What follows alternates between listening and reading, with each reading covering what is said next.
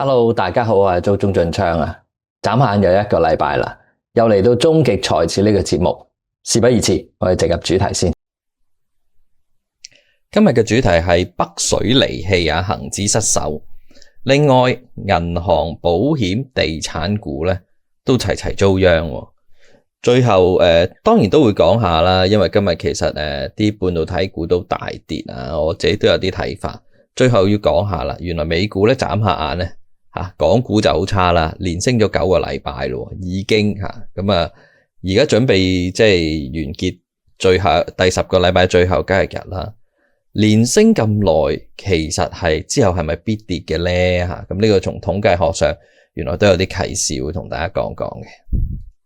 首先一定要講下我哋嘅恒指港股啦，估唔到即係26,300咧呢條線咧，之前仲覺得係即係重要嘅位置啦，但係而家已經係退守到25,000，而25,000咧嗱，大家望一望啦，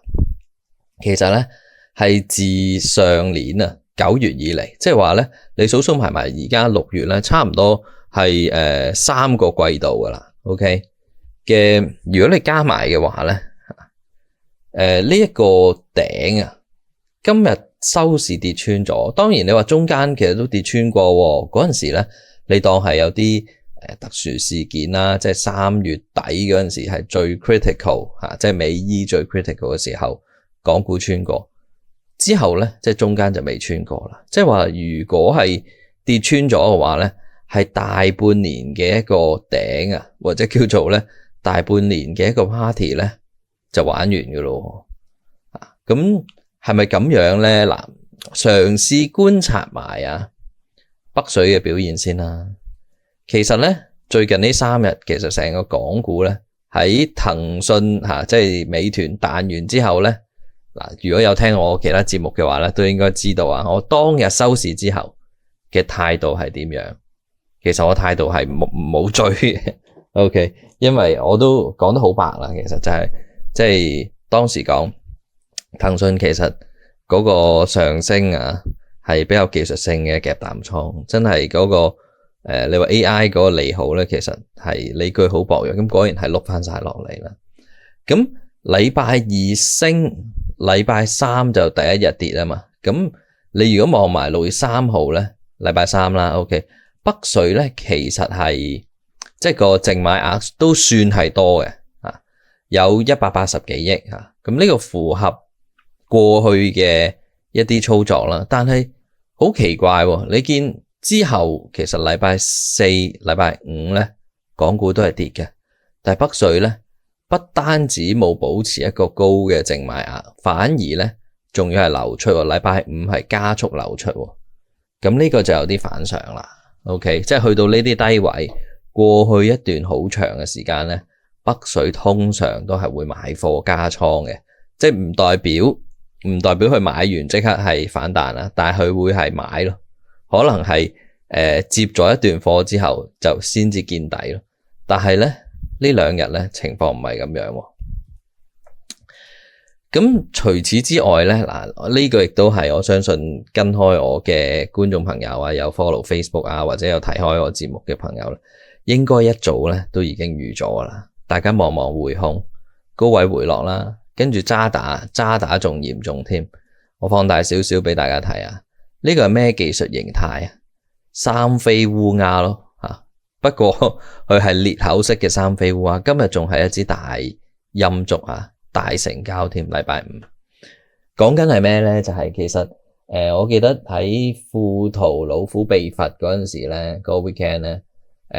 呢個因為冇節目所以我喺 Facebook 講，其實都提過大家。會唔會淨係券商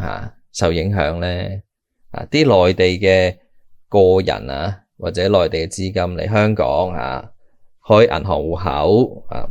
幫襯銀行各種嘅理財產品買保險跟住後尾亦都係有講到啦，買樓咁會唔會即係其實應該都要留意下即係呢啲業務係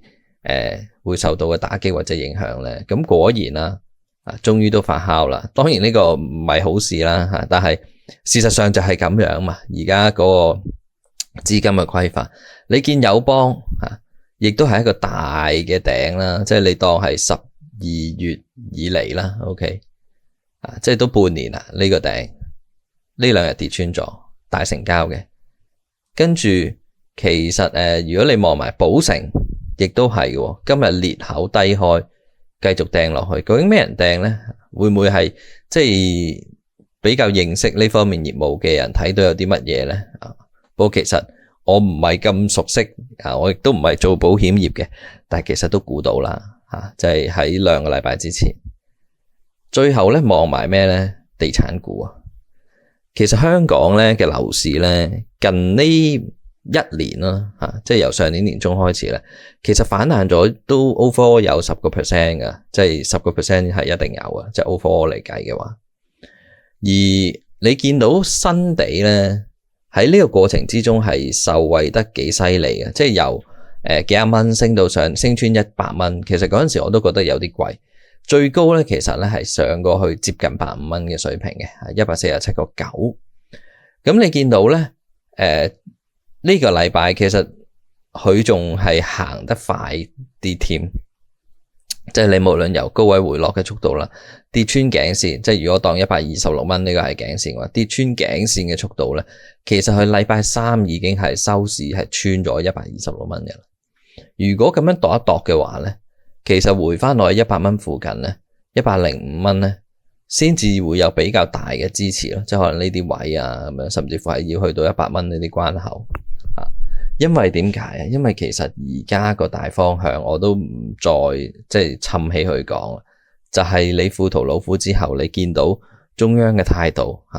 就係唔會或者叫做再去叫做落實翻一啲資金嘅管理措施認真去對待。咁你見金管局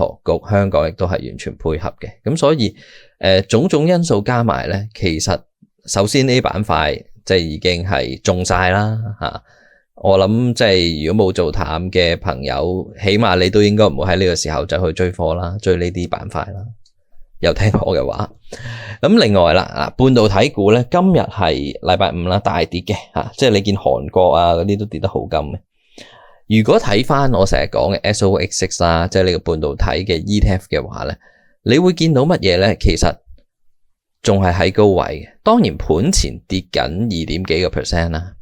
跌緊，但係你跌緊2點幾個 percent 嘅話咧，嗱呢度我冇畫到線啊，其實呢度咧就係582蚊，你跌緊2點幾個 percent，仲有586個幾，即係話咧其實仲高過上個禮拜嘅，高過上個禮拜成個禮拜嘅。咁點解大跌咧？其實最主要都係嚟自最近呢2日關於博通嘅消息或者業績啦。講緊嘅嗱呢隻博通 AVGO 啦，講緊嘅係咩咧？其實博通嘅業績係勁嘅 ，OK， 即係如果係26年 Q2 即係截至到4月嘅營收咧其實 AI 營收係有108億美金啊，同比增長幾多？增長即係同比即係對比即係按年啦增長係145%，其實仲想點啫？咁當然。佢高位上到去495蚊啦，咁但係你見大概係2-3個月之前咧，其實佢都只不過係200幾300蚊左右咁樣嘅水平喺度盤整嘅啫，咁所以叫做個股價係反映咗好多利好啦，咁於是就跌翻落去呢個橫行區啦，咁盤前而家仲跌緊少少嘅，即係大概412蚊到，咁412蚊都係呢啲位啫咁所以咧你當係好消息出貨也好啦，亦都有一部分原因就係咩咧？嚟自個營收指引，即係營收指引即係嚟緊個預期啦，嚟緊個預期咧係嗰個AI 嘅營收咧係160億。咁就低過咧市場普遍預期可能有175億啊，甚至乎再高少少嘅數。咁即係話其實咧半導體板塊也好，博通也好咧，都係勁嘅。OK， 只不過而家遭遇一啲獲利回吐嘅啫。但係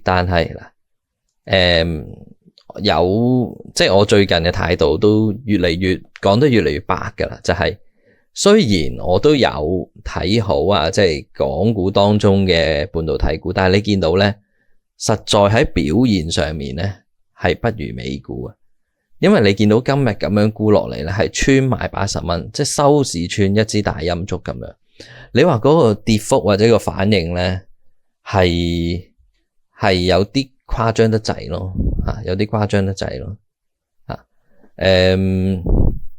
係咯。咁所以即係話可能咧，大家都要 differentiate 翻啦。即係港股呢邊咧，真係同樣睇啱板塊、睇啱概念咧。你個回報咧係通常都係會差，而且係明顯地差嘅。咁點解而家咁方便唔去留意多啲美股咧？咁而美股係點嘅情況咧？呢個係周線圖嚟嘅。你見到即係如果你睇周線圖咧，升得幾靚，一路扯上去，都係每次回都可能會回啲，但係咧長期你即係任何一個買點買落去，基本上都係好，即係肯坐唔隨便沽嘅話咧，基本上呢個標普500啫，都未計。即係如果納指係啲科技股嗰啲嘅升幅仲勁，但係今日最主要唔係想同大家分享呢樣嘢，係你由3月底啦嗰陣時我都講到3月31號，其實港股就喺呢啲位嘅 ，OK。咁而家即係恒指又係翻呢啲位啦，咁而你睇翻標普咧就係呢啲位，咁而家就係呢啲位啦。OK， 呢個係周線圖嚟，所以個幅度都係比較大嘅。OK， 連升9個禮拜之後，其實而家已經係就嚟完結第10個禮拜啦。咁根據過去嘅統計咧，即係美股標普嗱，呢度做即係有張圖俾大家睇咗，呢個唔係我整嘅 ，OK， 即係其他研究機構做出嚟。就話過去有10次咧，其實有3次咧，或者咁講有7次咧就斷纜噶啦 ，OK， 即係連升9個禮拜之後就斷纜噶啦。咁有3次就分別係57年、63年同埋呢個85年啦，都係可以升到超過連續升到超過9個禮拜嘅 ，OK。咁而之後嘅表現係點咧？其實連升9個禮拜之後咧。當然第10個禮拜斷纜嘅機會係好大啦，即係如果從統計學上嚟講有70%啦。咁但係咧之後嘅1個月咧，平均咧係可以升到 1.5% 啦，而之後嘅3個月咧，平均係可以升到 3.4% 嘅。尤其是你見之後嘅1個月咧，其實上升嗰個機會咧係去到90%嘅，即係調翻轉頭咁講，如果今晚美股係跌嘅話咧，其實某程度上你放落1個月嘅維度去睇咧，係一個唔錯嘅中短期嘅一個低位或者叫買入點咯嚇。咁而你再睇遠啲嘅，去到26週即係大概半年啦嚇，同埋52週即係大概1年咧，你嗰個平均回報就分別係 5.6 同埋 9.8% 啦。而嗰個上升嘅機會率咧，即係統計上嘅比例咧，就分別係7% 同埋8%。所以即係呢啲都係說明美股嘅即係一啲威水史或者過去嘅歷史啦。咁希望可以幫到大家啦。咁戴翻個頭盔先啦。以上內容都係個人觀點分享絕對唔係投資建議，亦都可能有錯漏真係唔會鋪贏嘅咁希望大家。即係譬如過一段時間，即係其實如果你真係有沽到銀行股或者保險股或者地產股，真係留下言，我都好想知道究竟我講完之後有幾多人會聽好嘛？咁今日講住咁多先啦，咁多謝小編都加班同我剪片啦，拜拜。